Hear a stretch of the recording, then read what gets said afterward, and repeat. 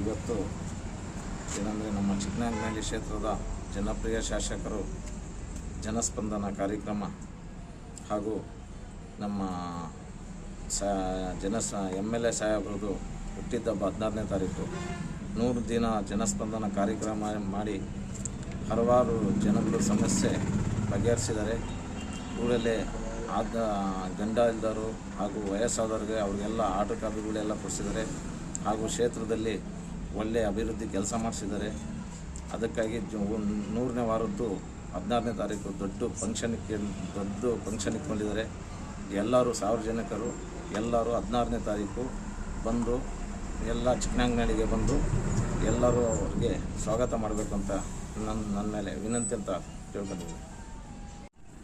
ಸನ್ಮಾನ್ಯ ಚಿಕ್ಕನಾಯಕನಹಳ್ಳಿ ಕ್ಷೇತ್ರದ ಜನಪ್ರಿಯ ಶಾಸಕರಾದಂಥ ಸನ್ಮಾನ್ಯ CB ಸುರೇಶ್ ಬಾಬು ಅವರು 100 ವಾರದ ಜನಸ್ಪಂದನ ಕಾರ್ಯಕ್ರಮದ ಸಮಾವೇಶವನ್ನು ಇಟ್ಕೊಂಡಿದ್ದಾರೆ. ಹಲವಾರು ಜನಗಳಿಗೆ ಸೌಲಭ್ಯವನ್ನು ಆಗಿದೆ. ಆ ಕಾರ್ಯಕ್ರಮ ಸಮಾವೇಶ ಎಲ್ಲ ಜನ ಸೇರಿ ಆ ಸಮಾವೇಶಕ್ಕೆ ಯಶಸ್ವಿ ಮಾಡಿಕೊಡ್ಬೇಕಾಗಿ ತಮ್ಮನ್ನೇ ಕೋರ್ಕೊಳ್ತೀನಿ. ಕಡಿಮೆ ಅಂದರೂ 300 ಜನ ಒಳ್ಳೊಳ್ಳೆ ಡಾಕ್ಟ್ರುಗಳು ಬರ್ತಿದ್ದಾರೆ. ಸಾರ್ವಜನಿಕರಿಗೆ ಅನುಕೂಲ ಆಗುತ್ತೆ. ಎಂಥ ರೋಗ ಇದ್ರೂ ಅಲ್ಲಿಗೆ ತೋರ್ಸೋಕ್ಕೆ ಸಾರ್ವಜನಿಕರು ಚಿಕ್ಕನಾಯಕನಹಳ್ಳಿಗೆ ಬರಬೇಕಂತ ನಾವು ಕೇಳ್ಕೊಳ್ತೀವಿ.